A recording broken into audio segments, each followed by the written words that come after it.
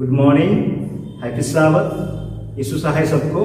सबसे पहले हमारे स्वर्गीय पिता को धन्यवाद देंगे उसका आशीष और अनुग्रह के लिए जो अब तक हम सब पर बनी हुई है और हम सब सुरक्षित पाए जाते हैं।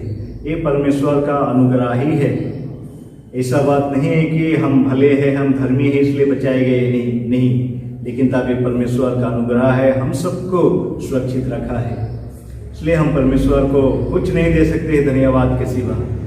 मैं आप लोगों के सामने एक बाइबल पदस्थल पढ़ना चाहूँगा और वो मिलता है आपका भजन संहिता 100 अध्याय का 1 और 2 में। वहाँ इस प्रकार से लिखा है सारी पृथ्वी के लोगों यहोवा का जय जयकार करो, आनंद के साथ यहोवा की आराधना करो, जय जयकार के साथ उसके सन्मुख आओ। तो ये बाइबल पदस्थलों के साथ मैं आप सभी का एनआई प्रेयर मिनिस्ट्री की तरफ से इस साबत स्कूल प्रोग्राम में हार्दिक दिल से स्वागत करता हूँ। और मैं निश्चित हूँ जैसे हम इस प्रोग्राम में बने रहते हैं, परमेश्वर का आशीष हम सब पर अपरंपार से होंगे। चलिए हम इस प्रोग्राम को आगे बढ़ाने के लिए हम प्रार्थना के साथ आगे बढ़ेंगे। हे हमारा आकाश पृथ्वी की सृष्टिकर्ता महान प्रभु परमेश्वर, फिर से एक बार आपको धन्यवाद करते हैं, आपके सामने आते हैं प्रभु आपको धन्यवाद करते हैं क्योंकि आप ही परमेश्वर है जो हमारा जीवित और सर्वशक्तिमान परमेश्वर है, जो हमेशा हमारा ख्याल रखता है। बहुत बार हम अपने अपने काम काज में रहकर व्यस्त होकर भूल जाते हैं, लेकिन आपने हमें कभी नहीं छोड़ता, हमें कभी नहीं भूलता, पर हमेशा हमारा ख्याल रखता है। यही कारण है कि हम सब सुरक्षित पाए जाते हैं। परमेश्वर आपको बहुत बहुत धन्यवाद हो प्रभु। जैसे हम इस प्रोग्राम को आगे बढ़ाने जा रहे हैं प्रभु, हम चाहते हैं कि आपका मौजूदगी हमारे बीच में हो, आपका अगुवाई हमारे और हो, ताकि हम सब जो कुछ भी कार्यक्रम होगा सब आपका अगुवाई और आशीष के कारण बन सके। और जितने भी इस प्रोग्राम को देख रहे हैं उन सबको भी साथ हो, उन सबको भी आशीष दे, ताकि हम आत्मिक रूप से आपका और एक कदम करीब आने वाले हो सके। हमारे गुनाहों को क्षमा करो, क्योंकि प्रार्थना को तुरंत प्रभु यीशु मसीह के नाम से मांगे हैं, दया के स्वागत में ग्रहण कीजिए, आमीन। चलिए हम लोग परमेश्वर के महिमा के लिए कुछ गीतों को गाएंगे।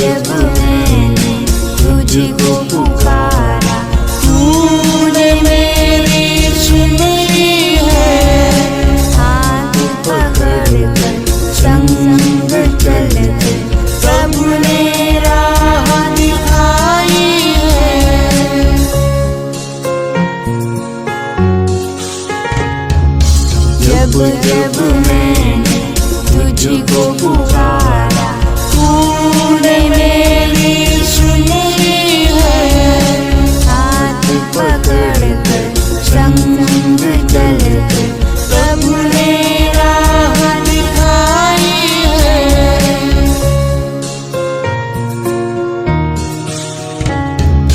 तुझसे मिली है जिंदगी, कैसे मिला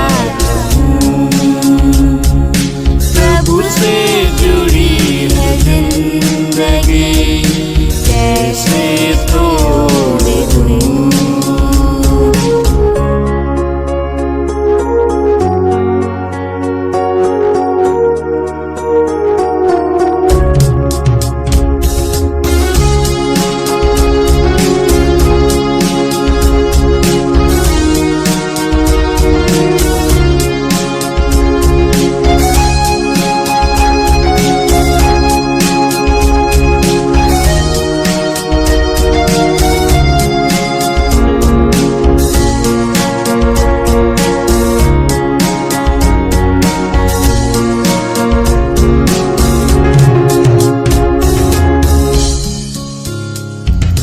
तेरा बुलावा सुनकर मैंने प्रभु को स्वीकार किया, चरणों में आकर मुझको मिली है खुशियाँ प्रेम अपार।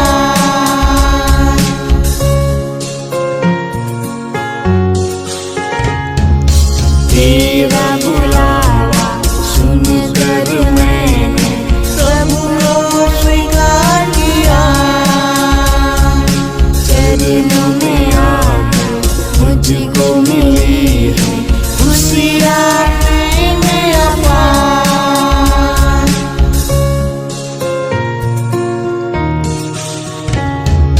तुझसे मिली है जिंदगी, कैसे मिला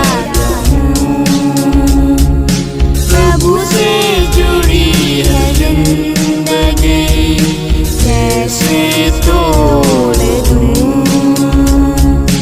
तुझसे मिली है जिंदगी, कैसे मिला प्रभु से जुड़ी है जिंदगी, कैसे तोड़ दूं।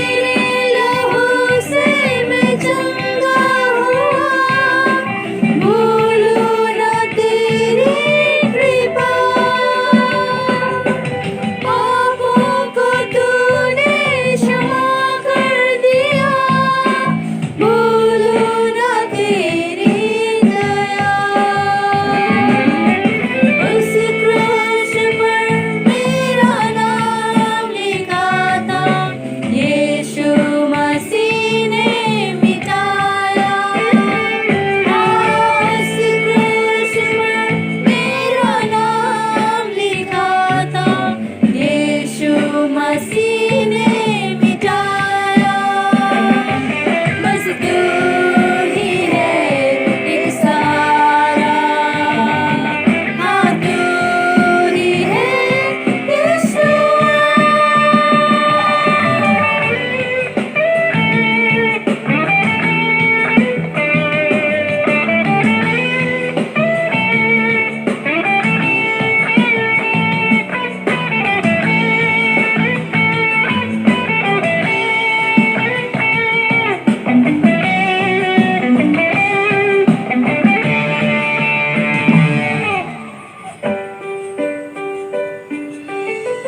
तू ही है जो शांति देता है, तू ही है जो प्रेम करता है, तू ही है जो मुझको बचाता है। तेरे बिना जाऊं मैं कहाँ, तेरे लहू से मैं चंगा हुआ, मेरे लिए क्रूस पे चढ़ा। तू ही है जो शांति देता है, तू ही है जो प्रेम करता है, तू ही है जो मुझको बचाता है। तेरे बिना जाऊं मैं कहाँ, तेरे लहू से मैं चंगा हुआ, मेरे लिए क्रूस पे चढ़ा। Hallelujah, hallelujah, hallelujah, hallelujah, hallelujah, hallelujah, hallelujah, hallelujah, hallelujah, hallelujah.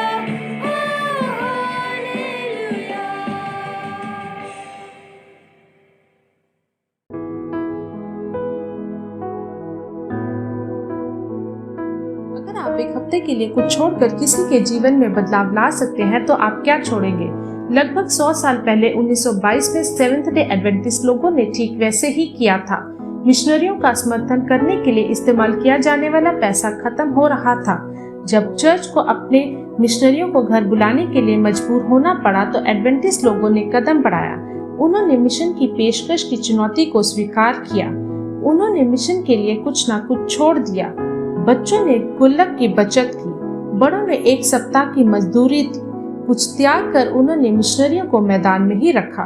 कुछ त्याग कर उन्होंने चर्च के मिशन कार्यक्रम को पटरी पर रखा। वार्षिक बलिदान की पेशकश वैश्विक मिशन को अगुवे लोगों के बीच विश्वासियों के नए कार्यक्रम शुरू करने में मदद करती है, वो भी दुनिया के सबसे चुनौतीपूर्ण स्थानों में।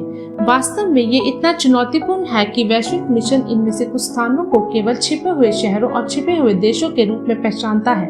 हम सार्वजनिक रूप से इन स्थानों के नाम नहीं लेते हैं। आज भी 7,000 से अधिक अगुवे लोगों के समूह हैं, जिनकी कुल संख्या 3 अरब से अधिक है। यीशु ने खोई हुई भेड़ का दृष्टांत बताया। जब एक भेड़ खो गई तो चरवाहा उसकी तलाश में निकला था। हमें बताया गया कि जब यीशु ने भीड़ को देखा तो उन्होंने करुणा से देखा, क्योंकि वह बिना चरवाहे की भेड़ों की तरह थे। आज भी वह भीड़ को करुणा से देखता है। हमारे बारे में कैसा है? क्या हम उसी करुणा के साथ देख सकते हैं? तो आप क्या छोड़ सकते हैं? वेंडिंग मशीन से उस स्नैक को, जिस पे से आप प्यार करते हैं उसको, पिज्जा को, अपने नए जूतों को, अपने नए खेल को, अपने पसंदीदा कैंडी बार को, अपने नए खिलौने को, उस केक के टुकड़े को, हॉट चॉकलेट या कोल्ड चॉकलेट को, और वह ऐप खरीदारी जो दिन का लगभग अनूठा सौदा है। अब यहाँ चुनौती है, आइए वास्तव में एक चीज एक सप्ताह के लिए छोड़ दें। अपने दोस्तों को और अपने परिवार को ये चुनौती दें और वार्षिक बलिदान की पेशकश के लिए पैसे दें। आप ये ऑनलाइन या चर्च में दे सकते हैं। बस वैसे ही अपनी पेशकश को दशमांश लिफाफे में डालकर वार्षिक बलिदान की पेशकश को चिन्हित करें।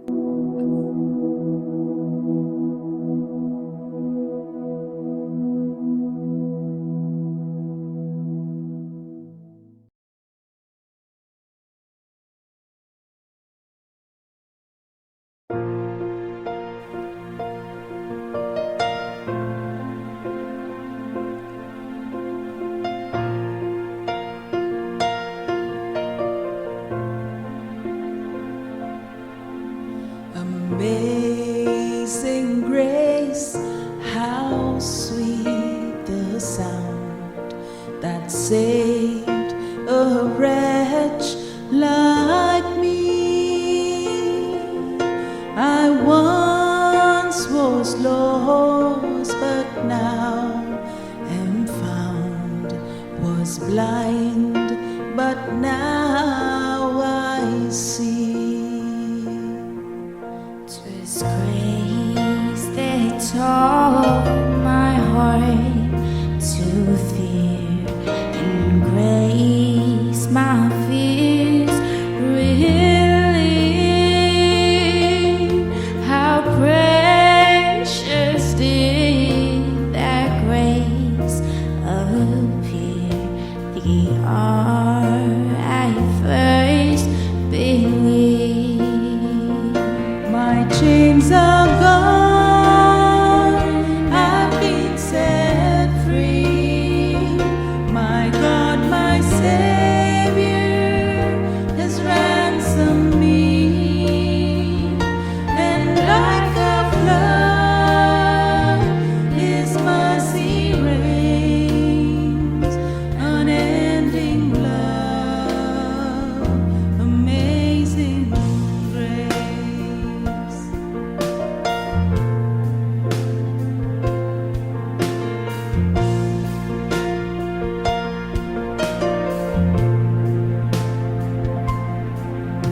The Lord has promised good to me. His word, my hope secures. He will my shield and portion be, as long as life endures. My chains are gone, I've been set free. My God, my Savior has ransomed me. And like a flood, His mercy reigns, unending love, amazing grace. My chains are gone, I've been set free. My God, my Savior has ransomed me. And like a flood, His mercy reigns, unending love, amazing grace. Too many dangerous toils and snares I have already come. 'Tis grace that brought me safe thus far, and grace will lead me home. And grace will lead me home. And grace will lead me home.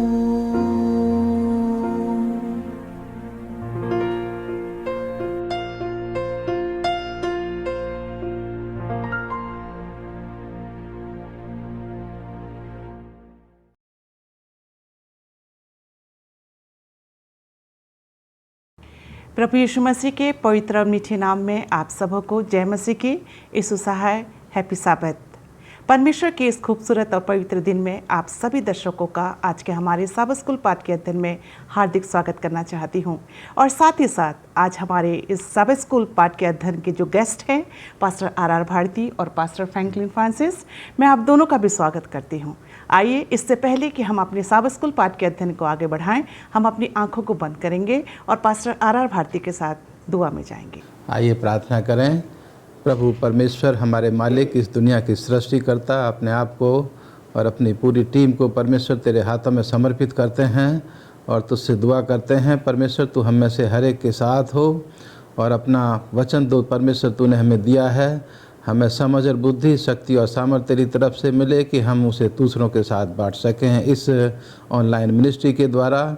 और परमेश्वर दुआ करते हैं अपने तमाम श्रोताओं के लिए भी कि तू उनको भी साथ हो और उनको भी समझ और बुद्धि तेरी तरफ से मिले कि प्रभु वो तेरे वचन को समझ सकें और तेरी ताकत से अपने जीवन में इस्तेमाल कर सकें, जिससे कि हमें तेरी आशीषें परमेश्वर भरपूरी के साथ मिल सकें। हम तमाम की अगुवाई कर प्रार्थना को सुन और कबूल कर मसीह यीशु के नाम में मांगते हैं, आमीन। हम 2021 के चौथे त्रिमास यानी अंतिम त्रिमास में हैं और हम इस पूरे त्रिमास में व्यवस्था विवरण में वर्तमान सत्य इस विषय पे चर्चा कर रहे हैं। आज पार्ट 4 है और आज जिस विषय पे हम चर्चा करेंगे उसका शीर्षक है अपने परमेश्वर यहोवा से प्रेम करना। याद बच्चों के लिए आप मेरे साथ अपने बाइबल खोल सकते हैं। व्यवस्था विवरण की किताब उसका 6वां अध्याय और उसका 5वां पद, जहाँ इस प्रकार से लिखा है, तो अपने परमेश्वर यहोवा से अपने सारे मन और सारे जीव और सारी शक्ति के साथ प्रेम रखना। परमेश्वर अपने बड़े वचन पर आशीष दे। प्रिय दर्शकों, यहूदी धर्म में सबसे महत्वपूर्ण प्रार्थनाओं में से एक व्यवस्था विवरण 6 से ली गई है। इसे शेमा के रूप में जाना जाता है, जो प्रार्थना के पहले हिब्रू शब्द पर आधारित है। मूल रूप से शेमा का अर्थ है सुनना या पालन करना। ये एक ऐसा शब्द है कि वो न केवल व्यवस्था विवरण में है बल्कि पूरे पुराने नियम में बार बार प्रकट होता है। और शेमा की पहली पंक्ति इस प्रकार से है, मैं पढ़ना चाहती हूँ। शेमा इज़राइल अडोनाई एलोहेनो अडोनाई एकाद। इसका अर्थ ये है, हे इज़राइल सुन, हमारा परमेश्वर यहोवा प्रभु एक है। आज हम अपने सब स्कूल पाठ में परमेश्वर के प्रेम के बारे में पढ़ेंगे। अपनी चर्चा को आगे बढ़ाते हुए हम चलेंगे पास्टर फ्रैंकलिन के पास और रविवार के पाठ को ध्यान पे रखते हुए, जिसका शीर्षक है परमेश्वर से प्रेम करना। इस शीर्षक को ध्यान पे रखते हुए पास्टर फ्रैंकलिन, मैं आपसे जानना चाहती हूँ कि व्यवस्था विवरण 6 उसके 4 और 5 के अनुसार परमेश्वर इज़राइलियों को क्या आज्ञा देता है? बड़ा ही अच्छा प्रश्न है मैडम, और उस पर जो है थोड़ा समय के बाद हम चलेंगे। पर हम आज देखते हैं कि हम रविवार के पाठ में हैं और जिसका शीर्षक जो है वो परमेश्वर से प्रेम करना है। और हम देखते हैं कि अब वो समय आ गया है जहाँ पर कि मूसा जो है अपने लोगों को, इजरायली को क्या कर रहा है, उनके इतिहास के बारे में जो है वो बता रहा है। और हम यहाँ पर देखते हैं कि मूसा जो है अपने लोगों को इकट्ठा करके जो है वो नियम, कायदे, कानून, निर्देशों के द्वारा जो है उन तक जो है वो पहुँचा रहा है और उनको वो समझाने की कोशिश कर रहा है कि अब समय ज़्यादा दूर नहीं है। परमेश्वर ने जिस देश को देने के लिए हमसे प्रतिज्ञा करी है, वाचा बांधी है, हम बहुत ही शीघ्र जो है वहाँ पर पहुँचने वाले हैं। और मूसा चाहता है कि परमेश्वर के वे जो लोग हैं, जो इजरायली हैं, इससे पहले कि जो है उस देश में रहना शुरू करे, वहाँ पर जाकर वास करना जो है वो शुरू करे, कुछ ऐसी बातें हैं जिसके लिए उनको वो सतर्क, सावधान और सचेत जो है वो करना चाहता है। और मूसा उनसे कहता है कि जब हम जो हैं उस नए देश में जब हम जाएंगे तो मैं चाहता हूं कि तुम क्या करो कि परमेश्वर की उन सारी आज्ञाओं को, सारी वाचाओं को, सारी विधियों को, नियमों को क्या करोगे, वैसे ही पालन करोगे जैसे कि परमेश्वर हमसे और आपसे जो है वो चाहता है। तो ये सारी बातें जो है मूसा क्या कर रहा है, अपने लोगों के साथ जो है वो साझा कर रहा है, क्योंकि वो उनको बार बार बताना चाहता है कि तुम जो है एक ऐसे नई जगह पर क्या कर रहे हो, जाकर वहाँ पर जो है वो प्रवेश करने जा रहे हो। और वो उनको जो है ये भी कहता है कि तुम अपने बेटों को, अपने पोतों को, अपने पूरे परिवारों को भी क्या करना है, परमेश्वर की आज्ञा पालन करना जो है वो सिखाना है। मैडम, अब हम जो है आपके प्रश्न में आते हैं, जो आपने कहा कि व्यवस्था विवरण उसका 6वां अध्याय उसके 4 और 5 आयत में जो है वो क्या लिखा हुआ है। हम देखते हैं कि परमेश्वर के एक बहुत ही खास, महत्वपूर्ण जो है वो आज्ञा के बारे में हम यहाँ पर क्या करते हैं, पढ़ते हैं। यहाँ पर लिखता है, परमेश्वर कहता है कि हे इज़राइल सुन, यहोवा हमारा परमेश्वर है, यहोवा एक ही है। तू अपने परमेश्वर यहोवा से अपने सारे मन और सारे जीव और सारी शक्ति के साथ क्या करना, प्रेम करना। तो हम यहाँ पर देखते हैं कि मैडम वो जो प्रश्न आपने मुझसे पूछा है उसका जवाब जो है यहाँ पर हमें मिलता है।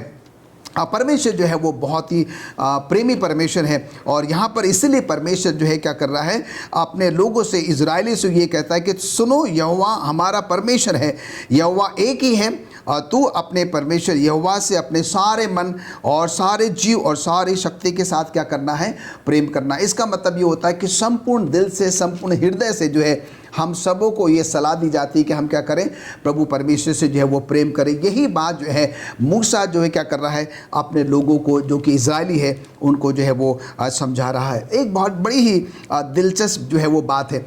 एक तरफ परमेश्वर जो है मूसा के माध्यम से इजरायलियों को जो है ये कहता है कि तुम क्या करो, मेरी आज्ञाओं को, मेरे नियमों को, मेरी विधियों को, मेरे चेतावनी को क्या करो, पालन करो। और दूसरी तरफ हम यहाँ पर देखते हैं कि वो ये भी कहता है कि तुम क्या करो, मुझे संपूर्ण मन से, संपूर्ण जीव से और संपूर्ण शक्ति से क्या करो, मुझे जो है वो प्रेम करो। कहने का तात्पर्य यहाँ पर ये मूसा जो है रविवार के पाठ में दो बातें अपने लोगों को समझाना चाहता है। पहली बात तो ये है, जब वो कहता है कि हम एक नए देश में प्रवेश करेंगे, हम नए जगह पर होंगे, तो हमें वहाँ पर कैसे रहना है, और उन तमाम परिस्थितियों में भी जो है हमें परमेश्वर की आज्ञा का क्या करना है, पालन जो है वो करना है। और दूसरी बात जो है मूसा अपने लोगों से कहता है कि वो क्या करे, अपने प्रभु परमेश्वर यहोवा से जो है वो सारे मन, सारे जीव और सारी शक्ति से क्या करे, वो प्रेम करे। और वही संदेश आज कि सब स्कूल पाठ के द्वारा जो है वो हम तक भी जो है वो पहुंचता है कि हर परिस्थिति में जो है हम परमेश्वर के उन तमाम आज्ञाओं को, नियमों को, व्यवस्था का जो है वो पालन करें, और परमेश्वर, प्रभु परमेश्वर को जो है संपूर्ण मन से, संपूर्ण जीव से और संपूर्ण शक्ति से क्या करें, हम उसको जो है वो प्रेम करें। पास्टर फ्रैंकलिन, मैं धन्यवाद देना चाहती हूँ आपके अच्छे विचारों के लिए। आपने बहुत ही अच्छे विचार रखे कि परमेश्वर से प्रेम हमें कैसे करना चाहिए। आइए हम सोमवार के पट पे चलेंगे, जिसका शीर्षक है परमेश्वर का भय मानना। और इस शीर्षक को ध्यान पे रखते हुए पास्टर भारती, मैं आपसे जानना चाहती हूँ कि परमेश्वर से डरना और परमेश्वर से प्यार करना एक ही समय में कैसा संभव है? ये बहुत ही अच्छा प्रश्न है हम तमाम के लिए सीखने के लिए कि परमेश्वर का भय मानना और साथ ही साथ उसको प्यार करना एक ही समय में ये कैसे हो सकता है। इसके ऊपर जो बाइबल के विचार हैं वो मैं आज आपके सामने रखना चाहता हूँ। और जैसे अभी पास्टर फ्रैंकलिन ने बताया कि मूसा नबी ने उनको मुल्क कनान के बॉर्डर पर आकर के ये आदेश दिए। ये आदेश हैं, ये आज्ञा हैं, ये हुक्म है परमेश्वर की तरफ से कि हम परमेश्वर का भय मानें और उसको प्यार करें।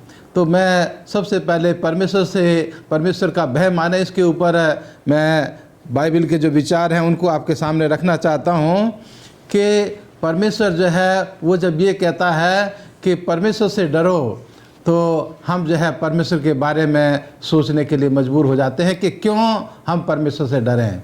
इसके ऊपर जो है बाइबल हमें ये सिखाती है कि परमेश्वर से डरने का मतलब जो है उससे घबराना या उससे जो है दुखी होना नहीं है, बल्कि परमेश्वर को हम आदर और सम्मान दें।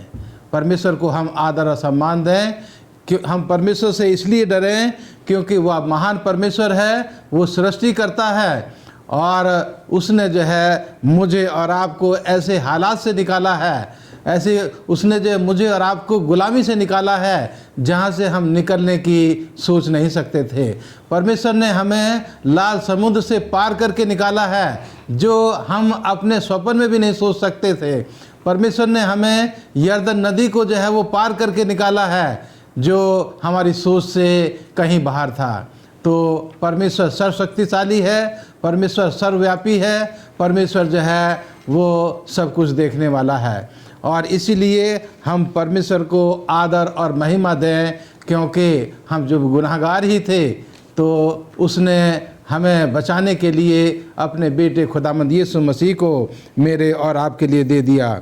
और इसीलिए परमेश्वर जो है वो हम परमेश्वर को इसलिए प्यार करें क्योंकि परमेश्वर मुझे और आपको पहले प्यार करता है। परमेश्वर पहले प्यार करता है, उसके बाद वो हमसे कहता है कि मुझे तुम प्यार करो। अजीजों, यहाँ इफिसियों की किताब उसके 2 अध्याय को अगर हम पढ़ेंगे तो यहाँ जो है दिखाया है कि परमेश्वर ने हमें मौत से निकाल करके जीवन की तरफ वो हमें लेकर के चलना चाहता है। और यहाँ इसकी 7 और 8 आयत को 9 आयत को मैं यहाँ पर पढ़ना चाहूँगा। लिखा है कि वह अपनी कृपा से जो मसीह यीशु में हम पर है आने वाले समय में अपने अनुग्रह का असीम धन दिखाए, क्योंकि विश्वास के द्वारा अनुग्रह ही से तुम्हारा उद्धार हुआ है, और यह तुम्हारी ओर से नहीं पर एक परमेश्वर का दान है, और ना कर्मों के कारण, ऐसा ना हो कि कोई घमंड करे, क्योंकि हम उसके बनाए हुए हैं और मसीह यीशु में उन भले कामों के लिए सजे गए हैं जिन्हें परमेश्वर ने पहले से हमारे करने के लिए तैयार कर दिया है। अजीजों, यही बातें हैं व्यवस्था विवरण की किताब में उसके 6 अध्याय में बार बार जो है, 8वें अध्याय में, 10वें अध्याय में बार बार ये दोहराई गई हैं कि परमेश्वर ने जो है मुझे और आपको प्यार किया है और वो चाहता है कि हम भी उसे प्यार करें, उसको भी जो है हम आदर और महिमा दें, उसका हम सम्मान करें, क्योंकि वो मेरा और आपका सृष्टि करता है। और यहाँ पौलुस रसूल भी जो है इफिसियों की किताब में इसी बात का यहाँ पर उदाहरण दे करके, व्यवस्था विवरण की किताब का जो है उदाहरण दे करके यहाँ पर बताना चाह रहा है कि वो हमारा सृष्टि करता है, उसने मुझे और आपको अच्छे कामों के लिए उसने हमें सिरजा है। और हम कभी भी घमंड ना करें कि हम अपने अच्छे कामों के द्वारा हम अनुग्रह जो है परमेश्वर का पा सकते हैं, हम परमेश्वर के द्वारा जो है अनंत जीवन पा सकते हैं। लेकिन परमेश्वर को अगर हम प्यार करेंगे, परमेश्वर का हम आदर और सम्मान करेंगे, तो परमेश्वर का अनुग्रह मेरे और आपके जीवन में होगा, और उसके अनुग्रह से हम इस दुनिया में रहते हुए अच्छे कामों को कर सकते हैं। इसलिए अजीज़ों, ये बहुत अच्छा जो है वो प्रश्न है मेरे और आपके लिए कि हम दूसरों लोगों की तरह जो अपने जो देवता हैं उनसे डरते हैं, डर करके उनके सामने रोते हैं, गिड़गिड़ाते हैं, उनको बलिदान चढ़ाते हैं, हमारा परमेश्वर ऐसा परमेश्वर नहीं है। हमारा परमेश्वर चाहता है, डरने का मतलब कि हम उसे आदर और सम्मान दें। और इसलिए प्रकाशित वाक्य की किताब 14 अध्याय में उसने कहा है कि अंत के समय में लोग जो हैं परमेश्वर को भूल जाएंगे। इसलिए परमेश्वर कह रहा है कि परमेश्वर से डरो, उसको याद करो कि वो तुम्हारा सृष्टि करता है, और उसको आदर और सम्मान दो, उसको प्यार करो, और वो तुम्हें प्यार करता है। धन्यवाद देना चाहती हूँ पास्टर भारती आपके अच्छे विचारों के लिए। और आइए हम मंगलवार की पाठ पे चलेंगे, और मंगलवार की पाठ का शीर्षक है उसने पहले हमसे प्रेम किया। बहुत ही अच्छा शीर्षक है पास्टर फ्रैंकलिन। मैं आपसे जानना चाहती हूँ कि यदि परमेश्वर में प्रेम ना होता तो हमारा क्या होता? बड़ा ही अच्छा प्रश्न है, और मैं सोचता हूँ कि शायद ही इस प्रश्न पर हमने पहले कभी गौर किया होगा। और हमने तो परमेश्वर के उस महान प्रेम के बारे में, अगापे प्रेम के बारे में, अतुल्य प्रेम के बारे में जो है हमेशा सीखा है और जाना भी है। पर आप जो प्रश्न कर रही हैं, अगर परमेश्वर हमसे प्रेम नहीं करता, इसका मतलब उसका उल्टा ये होता है कि परमेश्वर हमसे घृणा करता। और हम देखते हैं कि ये बिल्कुल भी संभव मैडम वो नहीं है। और हम देखते हैं कि परमेश्वर का तो जो चरित्र जो है वो प्रेम है, और हम परमेश्वर स्वयं जो है वो प्रेम है। और हम देखते हैं कि हमने शायद कभी ऐसा नहीं सुना होगा किसी ऐसे ईश्वर के बारे में, किसी ऐसे परमेश्वर के बारे में जो क्या करता है कि पहले होकर जो है अपने लोगों से क्या करता है, वो प्रेम करता है। और आज मंगलवार का शीर्षक ही यही है कि उसने पहले हमसे प्रेम किया। और हम देखते हैं कि ये जो अतुल्य प्रेम है, निस्वार्थ प्रेम है, अंग्रेजी में जिसको कि हम अगापे प्रेम की संज्ञा देते हैं। और इसी के बारे में मूसा जो है क्या कर रहा है, व्यवस्था विवरण में बार बार जो है अपने लोगों को, इजराइलियों को जो है ये बताने की कोशिश कर रहा है, समझाने की कोशिश कर रहा है कि हमारा परमेश्वर जो है बहुत ही प्रेमी परमेश्वर है, अनुग्रहकारी और दयालु परमेश्वर है, जिसने क्या क्या है तुम्हें, तुम्हारे बाप दादों को, तुम्हारे पितरों को भी जो है वो बहुत ज़्यादा क्या क्या है प्रेम किया। हम यहाँ पर देखते हैं कि मूसा अपने लोगों को जो है ये भी समझाने की कोशिश कर रहा है, उन तमाम कमियों के बावजूद, असफलताओं के बावजूद, पापों के बावजूद भी जो है परमेश्वर का प्रेम जो है अपने लोगों के प्रति क्या होता है, वो कम नहीं होता है। परमेश्वर का प्रेम जो है वो वैसे ही अटल था जैसा है, और हमेशा क्या करेगा, वैसा ही रहेगा। हमने परमेश्वर के उस निस्वार्थ प्रेम के बारे में जो है वो सीखा है, जिसको कि हम अपने शब्दों में क्या कर सकते हैं, बयान जो है वो नहीं कर सकते। परमेश्वर सिर्फ बोलता ही नहीं है, पर उसको व्यवहारिकता में भी क्या करता है, हमें दर्शाता है, हमें जो है वो दिखाता है। हमने ये भी सीखा है कि परमेश्वर जो है वो प्रेम है, और परमेश्वर का वो अतुल्य प्रेम जो है इस बात से दर्शाया गया कि परमेश्वर ने क्या किया, अपने उस एकलौते बेटे यीशु मसीह को जो है आपके और हम सब के पापों के लिए क्या कर दिया, उसको जो है वो क्रूस पर जो है वो कुर्बान कर दिया। हम देखते हैं कि यूहन्ना 3:16 जो है उन सारी बातों का जो है वो निचोड़ है, और उस प्रेम को जो है वो दर्शाता है जिसने क्या किया, अपने आप को उस क्रूस पर जो है वो बलिदान कर दिया। और हम यहाँ पर देखते हैं कि मूसा जो है जैसे अपने लोगों को समझाने की कोशिश कर रहा है कि उन सब नियमों को पालन करो, चितौनियों को पालन करो, आज्ञाओं को पालन करो, और उन सब के बावजूद भी तुम्हें क्या करना है, परमेश्वर को अपने संपूर्ण दिल से, आत्मा से और शक्ति से क्या करना है, वो जो है प्रेम करना है। अगर हम पहला यूहन्ना 9:19 को अगर हम पढ़ते हैं तो यहाँ पर कहता है कि इसलिए हम इसलिए प्रेम करते हैं कि पहले उसने हमसे प्रेम किया। तो यहाँ पर हम देखते हैं कि यूहन्ना इस बात को जो है वो साफ करता है कि परमेश्वर ने पहले हमसे प्रेम किया, और उसके बाद हम क्या कर रहे हैं, उसको प्रेम कर रहे हैं। और जैसे मैंने आपको पहले भी बताया, क्या आपने कभी ऐसे ईश्वर के बारे में, परमेश्वर के बारे में सुना है कि जो क्या होता है, अपने उस सिंहासन से उतरकर जो है एक साधारण व्यक्ति बन जाता है, अपने आप को उतना निम्न बना देता है, शून्य बना देता है, और पहले जो है उन पापियों से, गुनहगारों से, खताहारों से क्या करता है, वो प्रेम जो है वो करता है। तो यहाँ पर यूहन्ना इस बात को साफ करता है कि परमेश्वर पहले हमको प्रेम करता है, उसने हमसे पहले प्रेम किया है, और फिर हमने क्या किया, उसको जो है वो प्रेम किया। और हम देखते हैं कि मिसेस एलन जी वाइट यहाँ पर कहती है, अगर उसको इफिसियों की पत्री पहले अध्याय के 4 पद में जो है इस बात को क्या करती है, वो साझा करती है। वो कहती है कि ये प्रेम जो है वो आदि से ही जो है वो चला आ रहा है, और आदि से ही परमेश्वर ने क्या किया, हमसे प्रेम किया, और हम सबों को क्या कर लिया, उसने चुन लिया। और ये जो उद्धार की जो योजना है वो बाद में तय नहीं की गई। हम देखते हैं कि ये पहले ही जो है, इससे पहले कि आदम पतन का कारण बनता, पाप का कारण बनता, मानव जाति पाप में गिरती, हम देखते हैं आदि में ही जो है ये निर्णय ले लिया गया था कि जब मनुष्य या मानव जाति क्या करेगी, पाप करेगी, गुनाह करेगी, तो क्या होगा, परमेश्वर का वो महान प्रेम, अगापे प्रेम सामने आएगा।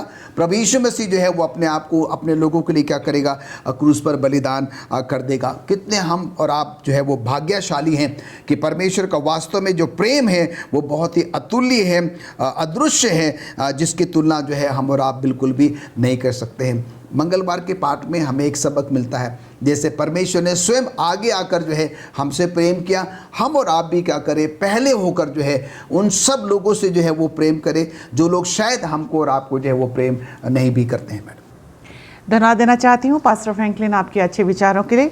और आइए हम बुधवार के पाठ पे चलेंगे, जिसका शीर्षक है, यदि तुम मुझसे प्रेम रखते हो तो मेरी आज्ञाओं को मानोगे। इस शीर्षक को ध्यान पे रखते हुए आइए हम पास्टर भारती के पास चलते हैं। पास्टर भारती, मैं आपसे जानना चाहती हूँ कि हम परमेश्वर को प्यार करते हैं तो हम उसे कैसे दिखा सकते हैं?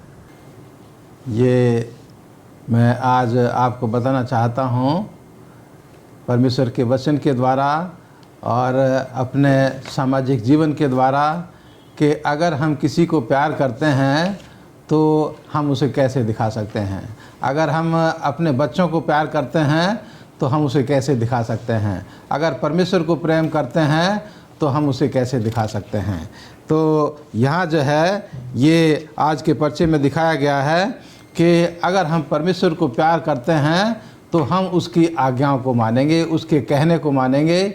और इस पर्चे के द्वारा आज यहाँ पर इस चीज़ को बहुत अच्छी तरीके से समझाया गया है कि परमेश्वर जो है वो हमें प्यार करता है, तो हमें, और हम भी जब उसको प्यार करते हैं तो हमें उसके कहने को जो है मानना है, उसकी आज्ञाओं को हमें मानना है। और यहाँ पहला यूहन्ना उसका 5 अध्याय की 2 और 3 आयत में लिखा है कि जब हम परमेश्वर से प्रेम रखते हैं और उसकी आज्ञाओं को मानते हैं तो इसी से हम जानते हैं कि हम परमेश्वर की संतानों से प्रेम रखते हैं, क्योंकि परमेश्वर से प्रेम रखना यह है कि हम उसकी आज्ञाओं को मानें। तो यहाँ इन 2 आयतों में पहला यूहन्ना उसके 5 अध्याय की 2 और 3 आयत में इस प्रश्न का जो है वो सार दिया गया है कि अगर हम परमेश्वर को प्रेम करते हैं तो हम उसके बच्चों को प्रेम करेंगे, प्यार करेंगे और उसका कहना मानेंगे। और परमेश्वर को जब हम प्रेम करते हैं तो हम उसके हुक्मों को अपने जीवन में हम इस्तेमाल करेंगे।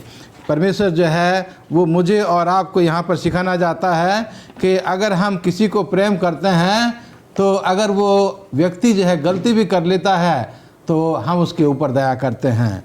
और परमेश्वर के लोगों के साथ या परमेश्वर के साथ या अपने बच्चों के साथ हम जो वादा करते हैं, जब उनको प्यार करते हैं तो अपने किए हुए वादे को हम जो है वो पूरा करेंगे।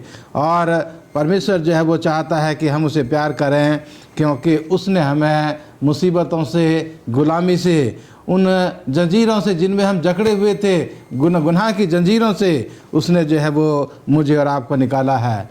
और जब हम परमेश्वर को प्यार करेंगे, उसकी आज्ञाओं को मानेंगे, तो वो हमें और भरपूरी के साथ हमें जो है वो आशीष देगा।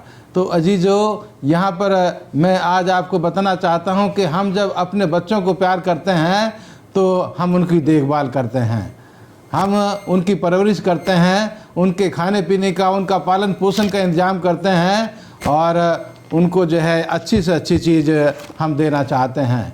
क्यों? क्योंकि हम उन्हें प्यार करते हैं।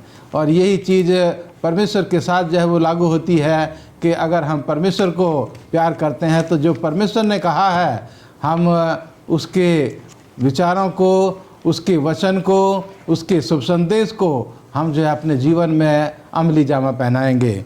और इन तमाम चीज़ों के द्वारा जो हम प्यार करने के बाद जो हम काम करेंगे तो उन कामों के द्वारा लोग जो है वो कह सकते हैं कि हम परमेश्वर की संतान हैं, हम लोगों को प्यार करने वाले हैं, हम अपने परमेश्वर को प्यार करने वाले लोग हैं। और जो परमेश्वर के लोग हैं उनका भी हम आदर और सम्मान करते हैं, उनकी भी हम परवरिश करते हैं, उनकी भी हम अगुवाई करते हैं। और अजीज़ों, ये मुझे और आपके लिए बहुत ज़रूरी है कि हम परमेश्वर को प्यार करें और अपने लोगों की जो है वो हम उनको आदर और सम्मान दें और उनकी देखभाल करें, उनकी अगुवाई करें। अपने विचारों से, अपनी सलाहों से, अपने कामों से हम उनको परमेश्वर के रास्ते पर आगे बढ़ा सकें। धन्यवाद देना चाहती हूँ पास्टर भारती आपके अच्छे विचारों के लिए। और आइए हम गुरुवार के पाठ पे चलेंगे जिसका शीर्षक है पहली आज्ञा। गुरुवार के पाठ को ध्यान पे रखते हुए पास्टर फ्रैंकलिन, ये पहली आज्ञा क्या है? बड़ा ही अच्छा प्रश्न है। हमने 10 आज्ञाओं के बारे में तो जो है वो पढ़ा है, जिसको कि हम निर्गमन उसके 20वें अध्याय में जो है वो पाते हैं। हो सकता है कि शायद जब हम पहली आज्ञा के बारे में बात करते हैं तो निर्गमन उसके 20वें अध्याय में जो पहली आज्ञा है शायद हम उसके बारे में जो है वो सोच रहे होंगे या सोच सकते हैं। पर आज का सब स्कूल पाठ जो है हमें जो है उस पहली आज्ञा, उस महत्वपूर्ण आज्ञा के बारे में जो है वो क्या बताना चाहता है और हम उसको जो है वो सीखेंगे। और मैं चाहता हूँ कि आप अपने साथ, मेरे साथ अपनी बाइबल खोलें और हम मरकुस उसका 12वां अध्याय और उसके 28 से लेकर जो है वो 30 आयत तक जो है वो हम पढ़ेंगे। और हम देखेंगे कि यहाँ पर जो है जो पहली आज्ञा जो है जिसके बारे में मैडम ने प्रश्न किया है उसका जवाब हमें जो है वो मिल जाएगा। यहाँ पर लिखता है कि सबसे बड़ी आज्ञा या पहली आज्ञा वो है, शास्त्रियों में से एक आकर उन्हें विवाद करते हुए सुना और ये जानकर कि उसने उन्हें अच्छी रीति से उत्तर दिया। उसने पूछा, सबसे मुख्य आज्ञा कौन सी है? यीशु ने उन्हें उत्तर दिया, सब आज्ञाओं में से यह मुख्य है, हे इज़राइल सुन, प्रभु हमारा परमेश्वर एक ही प्रभु है और तू प्रभु अपने परमेश्वर से अपने सारे मन से और अपने सारे प्राण से और अपनी सारी बुद्धि से और अपनी सारी शक्ति से आप प्रेम रखना।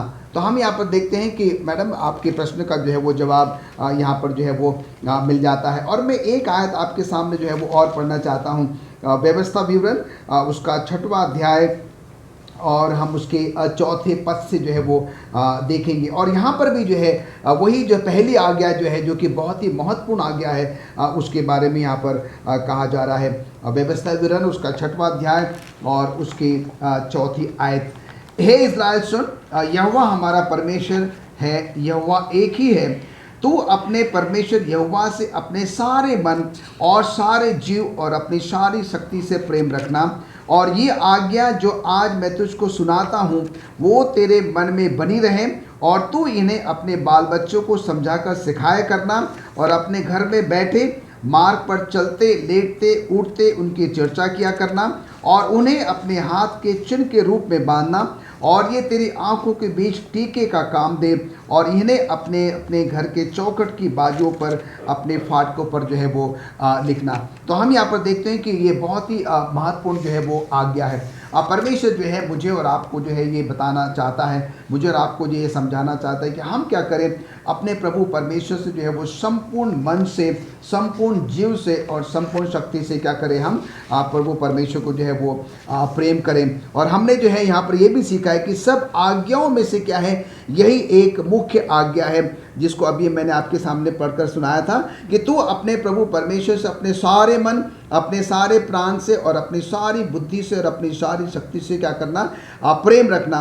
और जो है ये बहुत ही मुख्य और बहुत ही इम्पोर्टेंट जो है वो आज्ञा है। वो 10 आज्ञा जो हैं वो तो महत्वपूर्ण तो है ही है, पर हम यहाँ पर देखते हैं कि ये एक पहली ऐसी आज्ञा है जो कि परमेश्वर मुझे और आपको याद दिलाता है कि हम क्या करें, प्रभु परमेश्वर को जो है वो संपूर्ण मन से, संपूर्ण हृदय से, संपूर्ण प्राण से क्या करें, हम प्रेम करें। उसके साथ ही साथ जो है हमें जो है इस बात से ये सबक मिलता है, जैसे हम और आप को परमेश्वर ने जो है प्रेम किया है, आगे आकर पहले होकर जो है प्रभु परमेश्वर ने हमको जो है वो प्रेम किया, और हम भी क्या करें, उसको 100% जो है संपूर्ण मन से क्या करें, हम उसको तो प्रेम करें ही करें।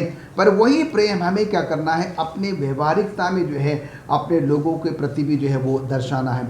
हम परमेश्वर को तो जो है वो नहीं देख सकते, पर हम यहाँ पर देखते हैं, हम ये पढ़ते हैं कि अगर हमने क्या किया, अपने भाइयों से, अपने पड़ोसियों से जो है, अपने लोगों से क्या किया है, प्रेम किया है, तो हमने क्या किया, प्रभु परमेश्वर से जो है वो प्रेम किया।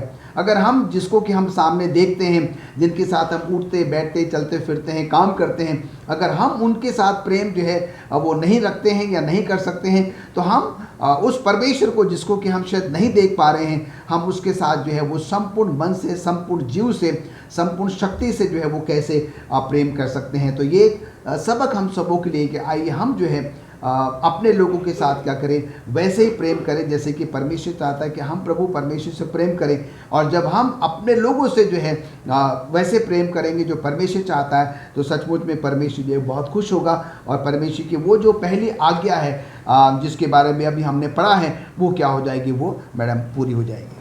धन्यवाद देना चाहती हूँ पास्टर फ्रैंकलिन आपके अच्छे विचारों के लिए। और आइए हम शुक्रवार के पाठ में चलेंगे, और शुक्रवार के पाठ को ध्यान पे रखते हुए पास्टर भारती, मैं आपसे जानना चाहती हूँ कि परमेश्वर से जो हमारे संबंध है उसकी क्या नींव या क्या फाउंडेशन है। जो आज हम जिसके बारे में सीख रहे हैं, और पूरे पर्चे में हमने उसको सीखा है, और पूरे तिमाही में हम इसको सीखेंगे कि परमेश्वर प्रेम है, और जो प्रेम है वो ही परमेश्वर के राज्य की नींव है। वही प्रेम मेरे और परमेश्वर के बीच की नींव है, फाउंडेशन है, जिसके ऊपर मेरा और आपका जीवन जो है वो आधारित है। और यही मसीह धर्म की नींव भी है। जो प्रेम है वही मसीह धर्म की नींव है। और इसी के बारे में हम आज सीख रहे हैं कि परमेश्वर ने इस दुनिया से ऐसा प्रेम किया कि उसने अपना इकलौता बेटा दे दिया। तो ये प्रेम एक ऐसी चीज़ है जिसके ऊपर जो है मसीह धर्म जो है वो खड़ा किया गया है। और अजीजों, इसके लिए जो है वो हमारी मिसिज E.G. वाइट अपनी किताब ग्रेट कंट्रोवर्सी के पेज नंबर 651 और 652 पर जो है बहुत खूबसूरती के साथ इसको जो है वो बयान करती है। और वो जो है यहाँ पर लिखती हैं कि पतित मानव के उद्धार के लिए स्वयं को परमेश्वर ने विनम्र कर दिया, यीशु मसीह ने विनम्र कर दिया और उसने पाप की लज्जा और दोष को सहा और अपने पिता के चेहरे का छिप जाना जब तक कि वह एक खोए हुए संसार के संकट ने उसके हृदय को नहीं तोड़ दिया और कलवरी के क्रूस पर उसके जीवन को कुचल दिया। समस्त संसार के सृष्टिकर्ता सभी नियति के मध्यस्थ को अपनी महिमा को अलग रखना चाहिए और अपने प्रेम से मनुष्य के लिए अपमानित करना चाहिए। परमेश्वर जो है वो इस योग्य है क्योंकि वो मेमना है जिसके लहू से परमेश्वर ने मुझे और आपको छुड़ाया है। और यहाँ फिलिप्पियों की किताब उसके 2 अध्याय की यहाँ 6, 7 और 8 आयत में लिखा है कि जिसने परमेश्वर के स्वरूप में होकर भी परमेश्वर के तुल्य होने को अपने वश में रखने की वस्तु ना समझा, वह अपने आप को ऐसा शून्य कर दिया और दास का स्वरूप धारण किया और मनुष्य की समानता में हो गया और मनुष्य के रूप में प्रकट होकर अपने आप को दीन किया और यहाँ तक कि आज्ञाकारी रहा कि मृत्यु, हाँ क्रूस की मृत्यु भी सह ली। इस कारण परमेश्वर ने उसको अति महान भी किया और उसको वो नाम दिया जो सब नामों में श्रेष्ठ है, कि जो स्वर्ग में और पृथ्वी पर और पृथ्वी के नीचे हैं। अजीजों, खुदामंद यीशु मसीह को ने जो अपना जीवन सलीब के ऊपर कुर्बान कर दिया, उसकी वजह से जो है हम उसे प्यार करते हैं, हम उसे प्यार करते हैं। उसने स्वर्ग जो है छोड़ा, मेरे और आपके लिए इस दुनिया में आया, एक दास का जीवन जिया और अपना मुंह तक ना खोला, चुपचाप अपने जीवन को कुर्बान कर दिया। और खुदामंद यीशु मसीह ने अपने लहू से मुझे और आपको छुड़ा लिया है और इसलिए इस महान बलिदान के कारण परमेश्वर ने अपने राज्य की नींव जो है वो प्रेम के ऊपर रखी है और इसलिए परमेश्वर चाहता है कि हम उसके बलिदान को याद करें और इसलिए हम उसे प्यार करें और उसकी आज्ञाओं को मानें। धन्यवाद देना चाहती हूँ पास्टर भारती आपके अच्छे विचारों के लिए। प्रिय दर्शकों, प्रेम इसमें नहीं कि हमने परमेश्वर से प्रेम किया, परंतु इसमें है कि उसने हमसे प्रेम किया और हमारे पापों की प्रायश्चित के लिए अपने पुत्र को भेजा। परमेश्वर ने जगत से प्रेम किया, उसने अपने इकलौते पुत्र को भेजा कि हम नष्ट न हो परंतु अनंत जीवन पाएं। जब परमेश्वर ने हमसे ऐसा प्रेम किया तो हमको भी आपस में एक दूसरे के साथ प्रेम करना चाहिए। प्रिय दर्शकों, हमने परमेश्वर को नहीं देखा, लेकिन जब हम एक दूसरे से प्यार करेंगे, एक दूसरे से प्रेम रखेंगे तो परमेश्वर हम में बना रहेगा और उसका प्रेम हम में सिद्ध रहेगा। आज का जो लेसन स्टडी का पार्ट था, अपने परमेश्वर यहोवा से प्रेम करना। यदि हम अपने परमेश्वर यहोवा से प्रेम करते हैं तो उसकी आज्ञाओं को मानेंगे और यदि उसकी आज्ञा को हम मानते हैं तो इसका मतलब है हम परमेश्वर से प्रेम रखते हैं और उसकी आज्ञा ये है कि हमें एक दूसरे के साथ प्रेम रखना है। उम्मीद करती हूँ कि आज का सब स्कूल पाठ का अध्ययन हम सबों के लिए आशीष का कारण रहा होगा। इससे पहले कि हम अपने सब स्कूल पाठ के अध्ययन को ख़त्म करें, मेरे जो गेस्ट थे पास्टर आर भारती और पास्टर फ्रैंकलिन फ्रांसिस, मैं आप दोनों का धन्यवाद करती हूँ। आइए हम अपने सब स्कूल पाठ के अध्ययन को ख़त्म करें, अपने आँखों को बंद करें और पास्टर फ्रैंकलिन के साथ दुआ करें। आइए प्रार्थना करें। अनुग्रहकारी पिता परमेश्वर, हम आपका धन्यवाद देते हैं आज के पवित्र शब्द के लिए और आज की पवित्र संगति के लिए कि हम अपने अपने घरों में बैठकर प्रभु परमेश्वर आपके सब स्कूल पाठ का अध्ययन कर सकें। धन्यवाद देना चाहते हैं आज के अच्छे सब स्कूल पाठ के अध्ययन के लिए। धन्यवाद देते हैं उस महान अतुल्य प्रेम के लिए प्रभु, जो कि आपने अपने एकलौते बेटे यीशु मसीह के द्वारा हम सबों को दर्शाया है। आज के सब स्कूल पाठ के द्वारा हमने ये सीखा है, जो प्रेम प्रभु परमेश्वर आपने हमसे किया है वही प्रेम जो है हम एक दूसरे से करने वाले बन सकें। प्रभु, हम सब के सब अपने आप को आपके हाथ में समर्पित करते हैं और वो परस्पर प्रेम प्रभु निरंतर हमारे मध्य में बना रहें। इसी विश्वास और आशा के साथ हम अपने पापों के लिए, गुनाहों के लिए, खताओं के लिए माफ़ी चाहते हैं और धन्यवाद देते हैं कि आपने हमारी प्रार्थनाओं को सुना है। प्रभु यीशु मसीह के नाम से मांगते हैं, आमीन। आमीन। जॉन एंड्रूस इतने सक्षम थे, वह इसके बजाय अमीर और शक्तिशाली बन सकता था। उसने पहले परमेश्वर को रखा, सब कुछ बलिदान कर दिया। वर्तमान सत्य को दुनिया के सामने ले जाना। हम क्या सीख सकते हैं जॉन एंड्रूज से आज, जो हमें ईश्वर को प्रथम स्थान देने में मदद करेगा? जॉन एंड्रूज 13 साल की उम्र में एक बहुत ही प्रतिभाशाली व्यक्ति थे। वो परिवर्तित हो गया और यीशु को अपने उद्धारकर्ता के रूप में स्वीकार कर लिया। उन्होंने जीवन के शुरुआती दिनों में बाइबल के लिए प्यार पैदा किया और उन्होंने खुद को हिब्रू, ग्रीक और लैटिन में बाइबल पढ़ना सिखाया।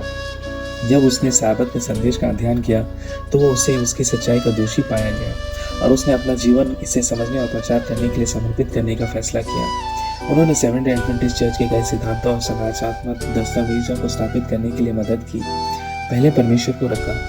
जॉन एंड्रूज ने अपनी बुद्धि और ऊर्जा को बाइबल की भविष्यवाणी के अवशेष चर्च की सेवा के लिए समर्पित किया।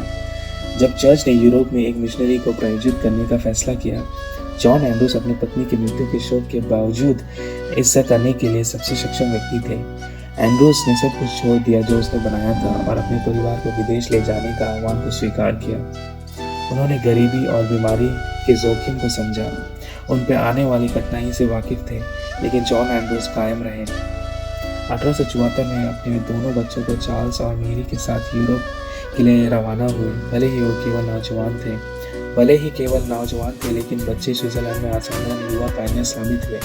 समय के संकेतों को, अंतर्राष्ट्रीय मिशनरी पत्रिका को अथक रूप से स्थापित करने की मदद करने वाले सभी प्रकार का संपादन और अनुवाद करना।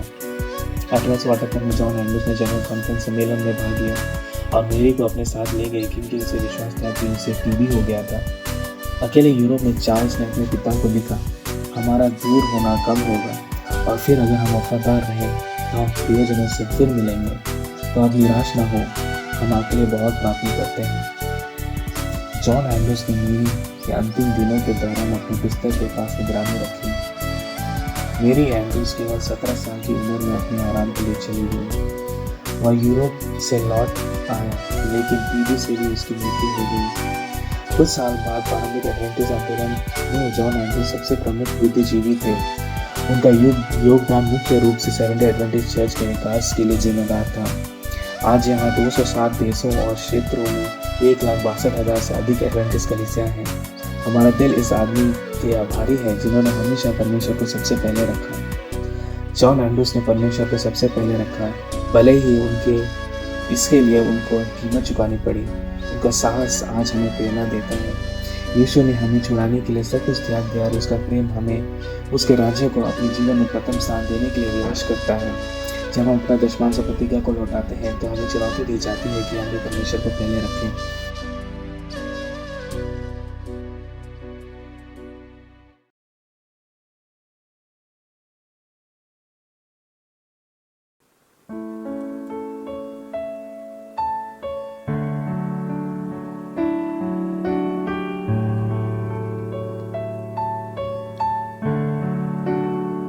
हमें वो दूरी थी कितनी गहरी, कितना बड़ा था वो फासला।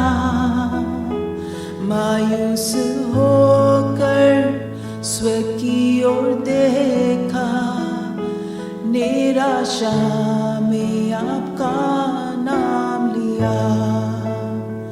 अंधकार हटाकर आपकी मोहब्बत से मेरा दिल आपने भर दिया। पूरा हुआ सब लिखा गया, यीशु मसीह आप है आशा मेरी। किसने था सोचा कि ऐसी दया मिलेगी हमको भरपूरी से। युगों का राजा महिमा को छोड़कर अपनाया मेरे शर्म और गुनाह। क्रूस से मैंने पाई है माफी, मैं हो गया उस राजा का। सुंदर मसीहा अब मैं हूँ आपका, यीशु मसीह आप है आशा मेरी। हालेलुया,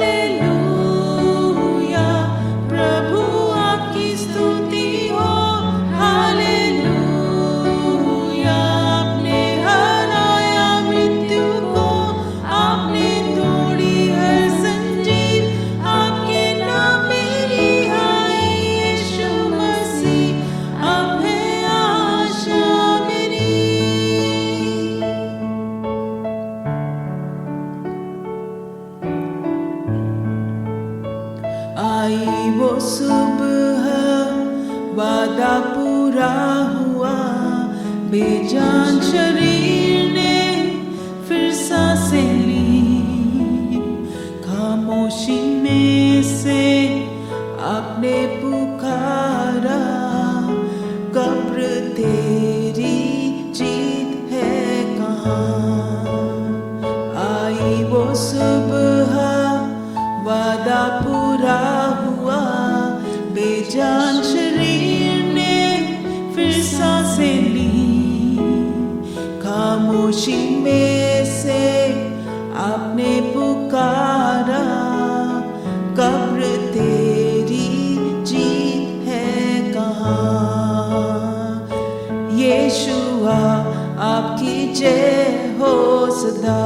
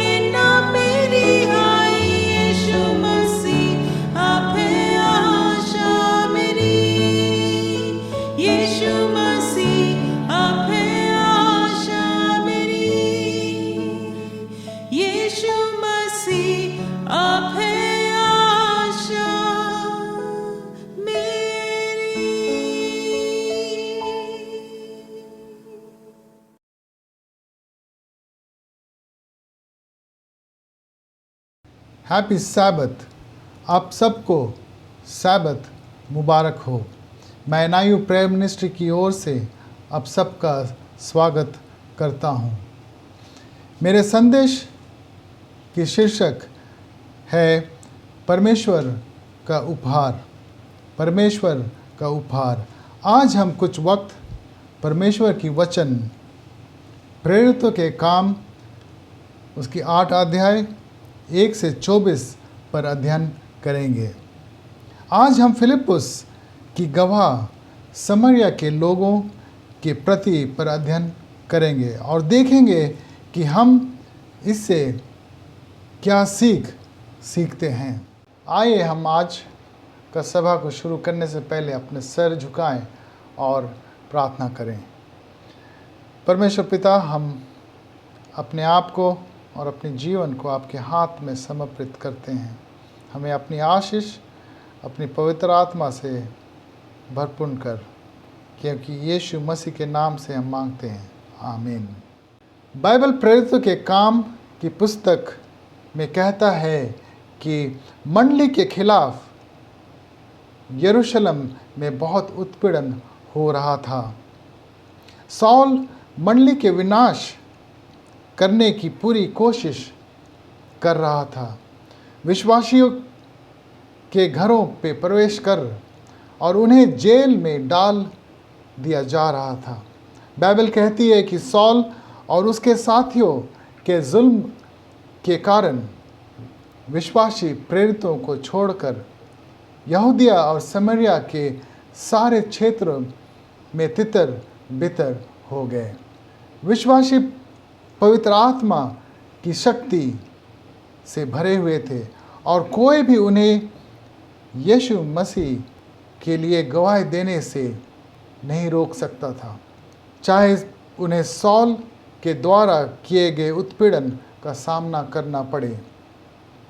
इसलिए जो बिखरे हुए थे वे गैर विश्वासियों के बीच में परमेश्वर का वचन को प्रचार करने में लग गए।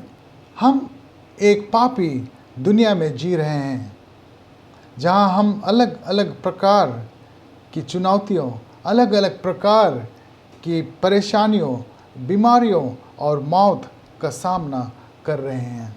कुछ ऐसे लोग भी हैं जिन्हें यीशु मसीह में उनके विश्वास के कारण उन्हें सताया जा रहा है, परंतु जो वास्तव में सबसे ज़्यादा मायने रखता है वो ये है कि हम इन कठिन समय में, हम इन कठिन परिस्थितियों के दौरान परमेश्वर के लिए कैसे खड़े होते हैं। और ये हमारी मंडली की आत्मिक स्थिति की सच्चाई को दर्शाती है।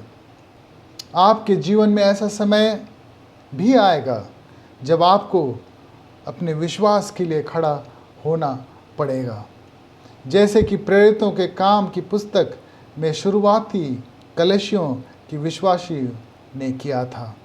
बाइबल कहती है कि जब फिलिप्पुस ने समरिया के लोगों को यीशु मसीह का सुसमाचार सुनाया तो लोगों ने फिलिप्पुस द्वारा कही गई बातों पर एक मन से ध्यान दिया और जो चमत्कार फिलिप्पुस किया उसे देखकर बहुत प्रभावित हुए।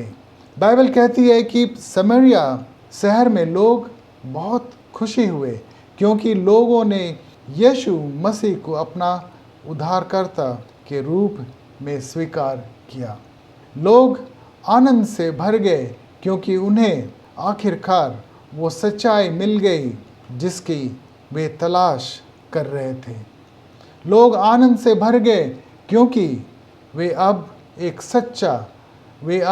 एक जीवित और प्रेम करने वाला परमेश्वर की आराधना कर रहे थे। मेरे प्रियो, इस वर्तमान समय में, इस वर्तमान स्थिति में बहुत से ऐसे जो सच्चाई की खोज में हैं, बहुत से ऐसे लोग हैं जो सच्चाई की खोज में हैं। और प्रश्न ये है कि आप और मैं इसके बारे में क्या कर रहे हैं।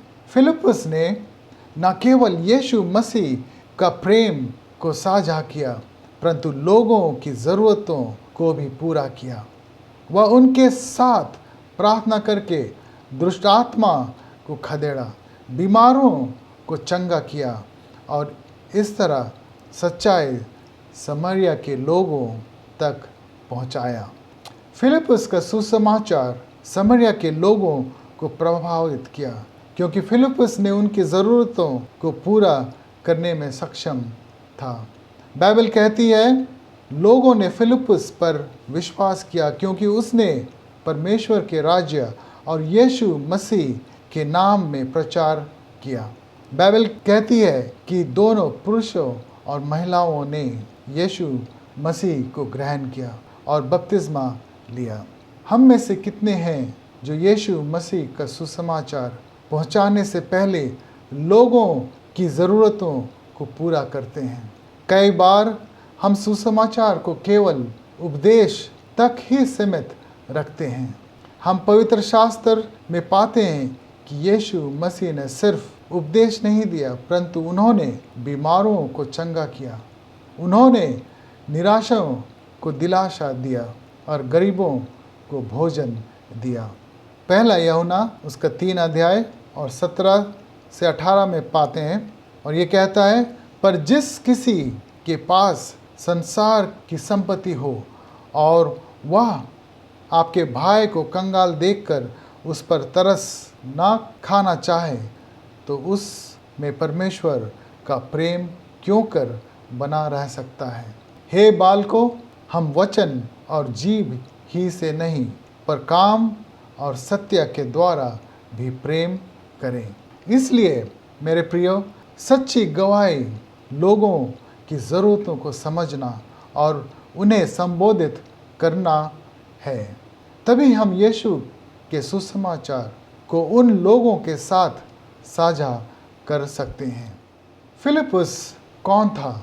हमारे लिए ये जानना ज़रूरी है कि फिलिप्पुस कौन था और इसलिए हम कुछ समय के लिए पवित्र शास्त्र से अध्ययन करेंगे ये जानने के लिए कि फिलिप्पुस कौन था।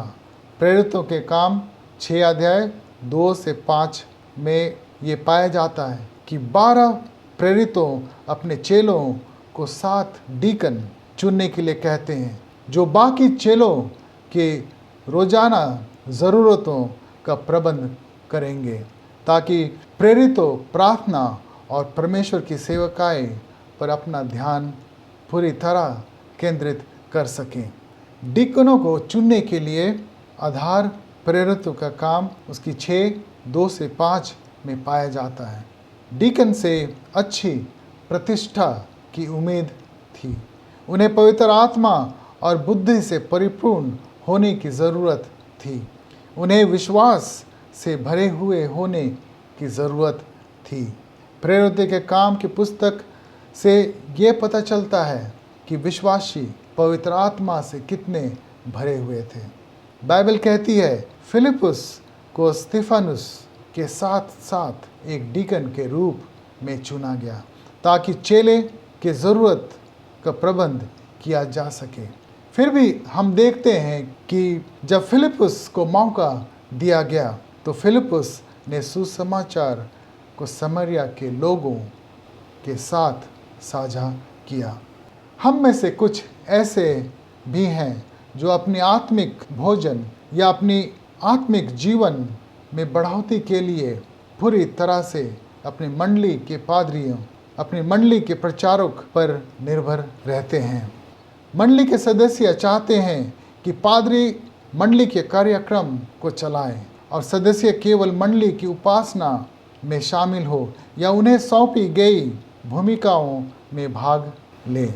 सिस्टर वाइट कहती है कलीसियाएं जिनमें आत्मिक जीवन नहीं है, जिन्होंने अपनी आत्मिक सूझबूझ खो दी है, जो अपनी मदद के लिए सेवकों या पादरी या प्रचारकों को बुलाते हैं ताकि उनमें आत्मिक जीवन की सांस दी जाए। ज़रूरत तो ये है कि वे सुसमाचार को उन तक ले जाएं जो इससे नहीं जानते हैं। आगे सिस्टर एलन वाइट कहती है प्रचारकों को कलीसियों के लिए काम पर रखने की बजाय जो कलीसियाएं पहले से ही सच्चाई को जानते हैं, वो कलीसियाएं के सदस्य इन सेवकों, इन पादरियों से कहें जाओ उन लोगों के लिए काम करो जो अंधेरे में नाश हो रहे हैं। हम खुद कलीसिया की सेवाओं में को आगे बढ़ाएंगे। हम सभाओं को आयोजन करेंगे और मसीह से रहकर आत्मिक जीवन को बनाए रखेंगे। हम लोगों के लिए काम करेंगे जो हमारे आसपास हैं और हम अपनी प्रार्थनाओं और अपने दानों को भेजेंगे ताकि अधिक ज़रूरतमंद और बेसहारा क्षेत्रों में कामगारों की मदद मिल सके। सवाल ये है कि हमारा जीवन का उद्देश्य क्या है।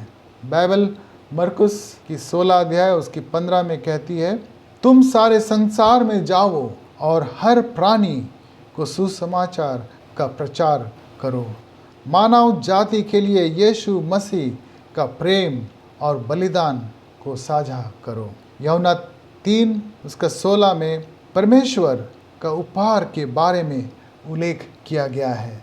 प्रेरितों के काम की पुस्तक के दौरान कलीसियाओं के सदस्य पवित्र आत्मा से भरे हुए थे और अन्य जातियों को यीशु मसीह का सुसमाचार प्रचार साझा करने में सक्रिय रूप से शामिल थे। प्रेरितों के काम उसकी 8 और 9 में साइमन नाम का एक व्यक्ति के बारे में बताया जाता है जो जादू टोना करता था, जिसके कारण साइमन में अनोखा शक्ति थी। समरिया के लोग साइमन को उसके अनोखा शक्ति के कारण बहुत सम्मान करते थे, क्योंकि वे सोचते थे कि साइमन के पास परमेश्वर की ओर से बड़ी शक्ति प्राप्त है। जैसे फिलिपुस ने समरिया के लोगों को परमेश्वर के राज्य और यीशु मसीह का सुसमाचार का प्रचार किया, बाइबल कहती है कि पुरुषों और महिलाओं ने परमेश्वर का वचन को अपनाया और बपतिस्मा लिया। बाइबल कहती है साइमन जो जादू टोना करता था उसने भी बपतिस्मा लिया और फिलिपुस द्वारा किए गए चमत्कारों को देखकर चकित रह गया। बाइबल कहती है जब प्रेरितों ने समरिया में होने वाले परमेश्वर की सेवकाई के बारे में सुना तो उन्होंने पतरस और यूहन्ना को उनके पास भेजा। पतरस और यूहन्ना समरिया के विश्वासियों के साथ प्रार्थना की कि वे पवित्र आत्मा प्राप्त करें। जब पतरस और यूहन्ना ने विश्वासियों के साथ उनके सर पर हाथ रखा, बाइबल कहती है कि उन्होंने पवित्र आत्मा प्राप्त किया। साइमन देख रहा था कि पतरस और यूहन्ना के द्वारा प्रार्थना और विश्वासियों के सर पर हाथ रखने से कैसे उनकी ज़िंदगी बदल रही थी। बाइबल कहती है साइमन ने भी अपने लिए ऐसे ही चाहत रखी। बाइबल कहती है साइमन ने पतरस और यूहन्ना को पैसे देने का एक बेहुदा हरकत करता है ताकि पतरस और यूहन्ना प्रार्थना कर सके और साइमन के सर पर हाथ रखे ताकि साइमन पवित्र आत्मा प्राप्त करें। एसडीए बाइबल कमेंट्री कहती है साइमन ने देखा कि उसके साथियों को उनके क्षमता से कहीं अधिक शक्ति प्रदान की जा रही थी। वह मानो उसके पास पवित्र आत्मा नहीं था। वह उस शक्ति की इच्छा रखता था जो इस रीति से संपत्ति अर्जित करें। उसने इस उम्मीद से पैसा से खरीदना चाहा जो उससे मुफ्त में ना मिला। ऐसा उच्चारण साइमन का चरित्र को प्रकट करता है और उन उद्देश्यों को उजागर करता है जो उससे नियंत्रित करता था। साइमन का चरित्र अब पूरी तरह से प्रकट हो गया था। वह अपने लिए पवित्र आत्मा को अपनी बपतिस्मा पर मोहर लगाने के लिए एक आत्मिक उपहार के रूप में नहीं चाहता था। वह इस शक्ति दूसरों पर हावी होने के लिए उपयोग करना चाहता था जैसे उसकी चाहत थी। संभव है कि वह दूसरों को पवित्र आत्मा प्रदान करने की क्षमता प्राप्त करना और इस आशा से वो पैसा बनाने का इरादा रखता था। मेरे प्रियो, जब हम साइमन की जीवन की तुलना अपने जीवन के साथ करते हैं तो बहुत ज़्यादा अंतर नहीं पाया जाता है। मनुष्य स्वार्थ और जलन से भरा हुआ है। अपने अहंकार को भरने के लिए सत्ता और पद के लिए तरसता है। बहुत बार ऐसा पाया जाता है कि हम लोग अपने व्यक्तिगत लाभ के लिए लोगों को प्रभावित करते हैं या करने का प्रयास करते हैं। प्रश्न इसलिए ये है कि क्या हम अपने स्वार्थ के लिए पवित्र आत्मा का आशीष की इच्छा रखते हैं या फिलिप्पुस की तरह यीशु मसीह के प्रेम को बांटने की उद्देश्य से पवित्र आत्मा प्राप्त करने की इच्छा रखते हैं। पतरस और यूहन्ना को साइमन के द्वारा पवित्र आत्मा की आशीष को खरीदना के प्रस्ताव से बहुत दुखी हुई होगी। वे जानते थे यदि साइमन नहीं बदलता है तो वो नष्ट हो जाएगा। और इस प्रकार बाइबल कहती है पतरस ने साइमन को अपनी पाप से पश्चाताप करने के लिए कहा और परमेश्वर से क्षमा की प्रार्थना करने को कहा। बाइबल कहती है साइमन पतरस से कहता है मेरे लिए आप प्रभु से प्रार्थना करें। एसडीए बाइबल कमेंट्री कहता है साइमन अपनी दलील के स्वभाव से दिखाता है कि वो सच्चा पश्चाताप से प्रेरित नहीं है। वह किसी प्रकार का दुख जाहिर नहीं करता है। उसे अपने चरित्र की कोई परवाह नहीं है। वह केवल यही मांग रखता है कि उसे दंड के खतरे से मुक्त किया जाए। साइमन सच्चा पश्चाताप की तुलना में दंड के खतरे के बारे में अधिक चिंतित रहता है। साइमन की इस तरह के व्यवहार से उसके विश्वास की खराब चरित्र का पता चलता है और उन इरादों को प्रकट करता है जो उसे नियंत्रित कर रहा था। इसलिए हमें अपने भीतर गहराई से झांकने की ज़रूरत है, ये देखने के लिए कि हम किसके द्वारा नियंत्रित किए जा रहे हैं। क्या हमारा चरित्र मसीह के चरित्र को प्रकट करता है? हमारे लिए यह ज़रूरी है कि हम फिलिप्पुस की सेवकाई से सीखें। फिलिप्पुस एक अच्छी छवि का था। फिलिप्पुस पवित्र आत्मा और बुद्धि से परिपूर्ण था। फिलिप्पुस विश्वास से भरा हुआ था। ये आधार उन लोगों के लिए है जो अपने आप को यीशु मसीह के चेले कहते हैं या कहलाते हैं। बाइबल में कोई रिकॉर्ड नहीं है जो ये वर्णन करता है कि साइमन का परिवर्तन हुआ। पतरस ने साइमन को अपने पाप से पश्चाताप करने के लिए कहा, परंतु साइमन ने ऐसा नहीं किया। यहोशू अपने अगुवाई के अंत में इजरायलियों को चुनौती देता है और उन्हें कहता है, तो तुम चुन लो कि तुम किसकी उपासना करोगे। यह चुनौती आज भी हर विश्वासियों पर लागू होती है। चुन लो कि तुम किसकी उपासना करोगे। परमेश्वर हम सबको आशीष दे कि हम फिलिप्पुस की सेवकाएं से सीखें कि कैसा हमें एक मसीह जीवन जीने की जरूरत है, ताकि हम फिलिप्पुस के जैसे एक अच्छी छवि, पवित्र आत्मा और बुद्धि से परिपूर्ण विश्वास से भरा पाए जाएं। परमेश्वर हम सबको अपनी सेवा कार्य में अगुवाई करें ताकि हम उसके लिए एक सच्चा गवाही बन सके। आए हम अपना सर झुकाएं और हम प्रार्थना करेंगे।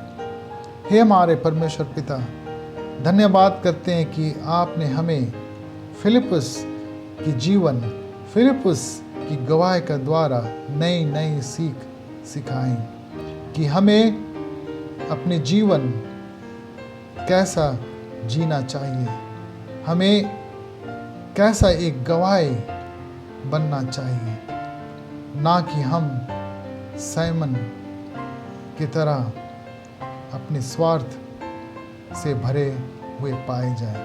हमें आशीष दे परमेश्वर पिता, ताकि हम अपने जीवन के द्वारा यीशु मसीह का प्रेम दूसरों तक प्रकट कर सके। इस विनती को हम परमेश्वर यीशु मसीह के नाम से मांगते हैं, आमीन।